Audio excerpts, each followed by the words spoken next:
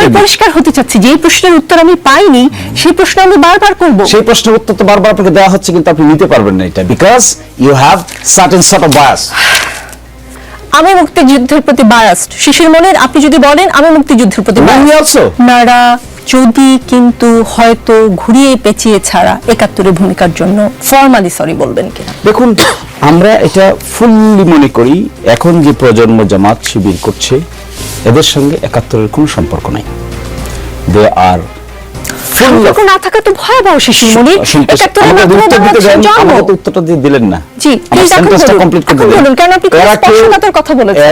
এদের এখন যারা শিবির করছে, আপনি যদি আমাকে এই প্রশ্ন করেন, আমাকে এই প্রশ্ন করছেন কেন? আমি ৮১ সালে জন্ম হয়েছে আমার। আপনি যদি আমাকে এই প্রশ্ন করেন, is it A justified question to me? ইতিহাসের জন্য কবে জন্ম হয়েছে সেটা খুব জরুরি। অফ কোর্স, আপনি ইতিহাস জানবেন কেন? To track you in the good track. আপনার বাবাকে দাদাকে আপনি জানবেন না? অবশ্যই জানবো, কিন্তু আপনি যে আমাকে ব্লেম করছেন, আপনি তো আমাকে বলতেছেন কোন একটা জিনিসের জন্য সরি বলতে। কি জিনিসের জন্য সরি বলতে আমাকে বলছেন? আমার জন্ম হয়েছে ৮১ সালে, why are you telling me to say sorry? আদর্শ আপনি বিশ্বাসী, ৭১-এ যারা ছিলেন তাদের সেই আদর্শই this is what was the taking. বলতো তোমার বাবা রাজাকার, তুমি কি? তোমার তো জন্ম পড়ে, তাহলে তুমি কি? তুমি হলো চেতনায় রাজাকার। This narration has been widely rejected by the nation. এখন যদি আপনি আমাকে এই কথা বলেন, আপনি যদি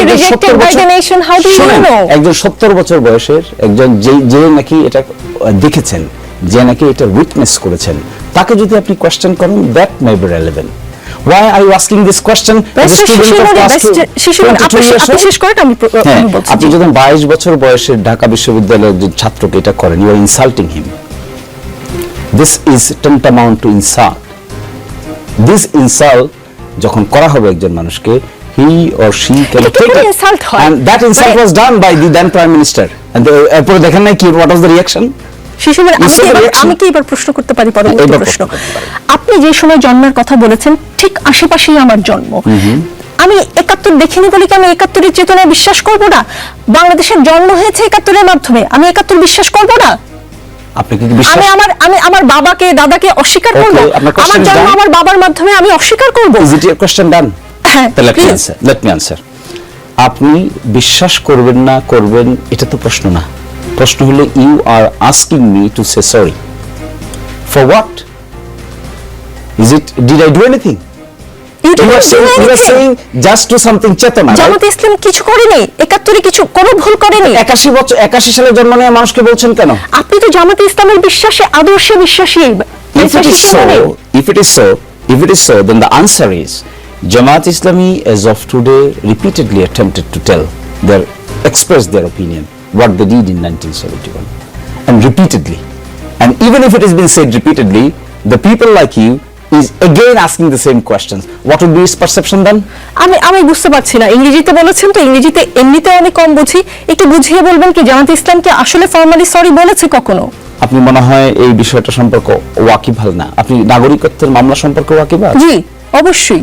আমার জন্ম ওই সময় না হলেও আমি সেই 92 সালে নাগরিকত্বের মামলায় প্রফেসর গোলাম আজম সাহেব বায়তুল মোকাররমের উত্তর পত্রিকা খুলেন, উত্তর গেটে কি বলেছিল প্রেস স্টেটমেন্টটা দেখুন। That is formal. আপনি তো ফর্মালটাকে ফর্মাল নিতে চাইবেন না, because it is not the question of formality and informality. It has now been question to some people as just to ask the question, no objective. এর বাইরে আর কোনো অবজেক্টিভ নেই। এর বাইরে অবজেক্টিভ, এখন অবজেক্টিভ কি হওয়া উচিত ছিল?